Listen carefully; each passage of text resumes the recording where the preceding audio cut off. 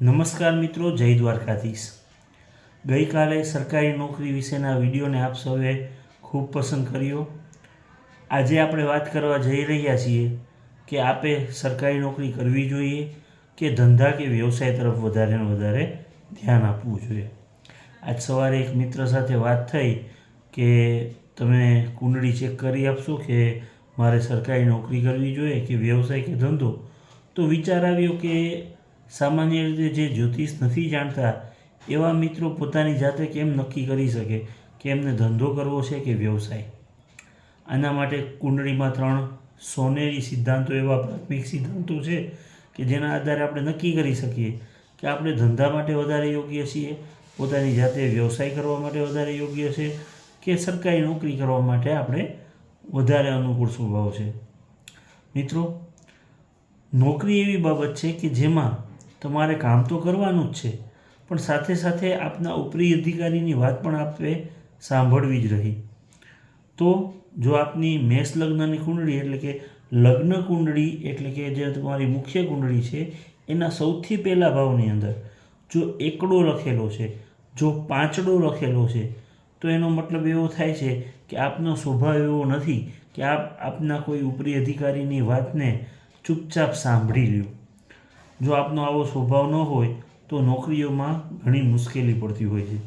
માટે જો મેષ લગ્નની કુંડળી હોય, સિંહ લગ્નની કુંડળી હોય તો એવા ઉમેદવારો કાં તો ધંધા અથવા વ્યવસાય તરફ વધુ જાય અથવા ક્લાસ 1-2 માટેની તૈયારી કરી અને સરકારી નોકરી મેળવે તો એમાં કોઈ જાજુ બધું સંભળાવનાર એના કરતાં ઉચ્ચ અધિકારીઓ બહુ ઓછા જોવા મળતા હોય છે। તો તમારે જો ક્લાસ 1-2 માટેની તૈયારી કરવી હોય તો એ મેષ લગ્ન અને સિંહ લગ્નની કુંડળી માટે અનુકૂળ છે।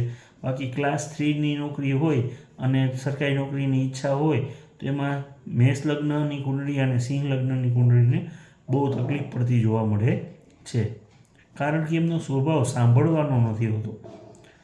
આ ઉપરાંત જો તમારી કુંડળીના વચ્ચોવચ્ચથી 2 ભાગ કરવામાં આવે અને એમાં જો બીજો, ત્રીજો, ચોથો, પાંચમો, છઠ્ઠો, સાતમો આટલા ભાવની અંદર વધારે પડતા ગ્રહ હોય તો એ તમને તમારા પોતાના વ્યક્તિગત નામની ખ્યાતિ મેળવવામાં મુશ્કેલી પડતી હોય છે। તો એનો અર્થ એ થયો કે ભાઈ તમારે વ્યક્તિગત વ્યવસાયથી અથવા તો તમારા ધંધાથી તમારી નામના નહીં થાય। માટે એવા વ્યક્તિ કે જેના બીજા, ત્રીજા, ચોથા, પાંચમા અને છઠ્ઠા ભાવમાં બહુ વધારે ગ્રહો હોય તો એવા લોકોએ ધંધો અથવા વ્યવસાય ન કરવો જોઈએ અને એવા વ્યક્તિઓએ નોકરી કરવી જોઈએ જેમાં ગમે તેટલું કામ કરવા છતાંય આપણી વ્યક્તિગત નામના એટલી થતી જોવા મળતી નથી। જ્યારે આપની કુંડળીમાં 8, 9, 10, 11 આ ભાવોની અંદર વધારે ગ્રહો હોય તો આપે ધંધો કે વ્યવસાય કરવો જોઈએ, જેથી કરીને આપ પોતાના સ્વબળે ખૂબ સારી એવી મહેનત કરી અને ખૂબ સારા એવા ધન સંપાદન કરી શકો છો। ત્રીજો સિદ્ધાંત એ છે કે જો આપની કુંડળીમાં સૂર્ય અને બુધ અલગ અલગ ભાવમાં બેઠેલા હોય તો આપને ધંધો કરવાનું મન થતું હોય છે। એ વાત જુદી છે કે જો આપનો બુધ પીડિત હોય તો આપ ધંધામાં પણ નુકસાન વેઠો છો, પણ આપનું મન સતત ધંધો કરવા માટે પ્રેરતું હોય છે જો આપની કુંડળીમાં સૂર્ય અને બુધ અલગ અલગ ભાવમાં બેઠેલા હોય। આવા સમયે જો આપની કુંડળીમાં લગ્નના અધિપતિ તરીકે રહેલ ગ્રહ એનાથી મંગળ ગ્રહ આપને સારા ભાવના અધિપતિ તરીકે હોય અને એનાથી બુધ પીડિત હોય તો આપણે મંગળને લગતા વ્યવસાય કરવાથી, જેમ કે રેસ્ટોરન્ટ, રસોઈઘર, બરાબર, પોલીસ કે આર્મીના કોઈ સંસાધનો બનાવવા, આગને લગતી કોઈ પણ પ્રવૃત્તિ હોય એની સાથે જોડાવું, આવી બધી કામગીરી કરવાથી આપને ધંધામાં પણ સફળતા મળતી જોવા મળે છે। જ્યારે એ જ રીતે સિંહ લગ્નની કુંડળી હોય અને શનિ છે એ છઠ્ઠા ભાવના અધિપતિ થતા હોય, શનિથી જો બુધ પીડાતા હોય તો ક્યારેય તમારે શનિને લગતા કોઈ કામ અથવા ધંધો વ્યવસાય કરવો ના જોઈએ।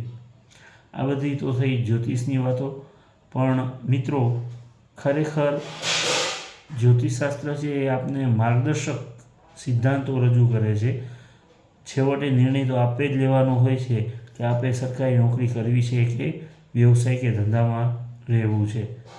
આ એક માર્ગદર્શક સિદ્ધાંતનું શાસ્ત્ર છે, નહીં કે ફળકથનનું શાસ્ત્ર. એટલે આપણે વ્યક્તિગત પોતાના જિંદગીના નિર્ણય લેવાના હોય છે. બીજું મિત્રો, કોઈપણ પ્રકારની ફીસ કે કોઈપણ પ્રકારની દક્ષિણા વગર માત્ર જ્યોતિષશાસ્ત્રના પ્રચાર અને પ્રસાર માટે આ વિડીયો બનાવું છું.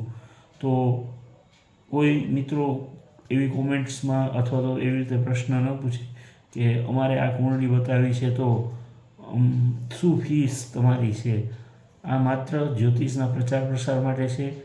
દ્વારકાધીશની દયાથી સરકારી નોકરી છે, માટે વિનામૂલ્યે આ જ્યોતિષશાસ્ત્રનો પ્રચાર પ્રસાર થાય એટલા હેતુથી જ આ વિડીયોઝ બનાવું છું. આપને ગમે તો આપના મિત્રો સુધી શેર કરજો, લાઈક કરજો આ વિડીયોને, અને ચેનલને જરૂરથી સબસ્ક્રાઈબ કરજો. જય દ્વારકાધીશ.